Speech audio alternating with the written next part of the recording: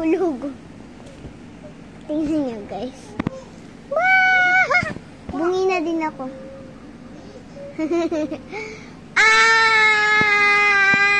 Ay, dumedi na ang bata. Hinigaan ako. By the way, guys, naka-outfit ako na yun. Sana, naka-outfit ako. So, ayan na siya, guys. Yung bata. By the way, naka-short pad ako. Ibinubungi ako. Habang ako'y pangitipoy mo, may sinita. Habang ako'y maranang talagang Pilipina. Tingnan mo naman.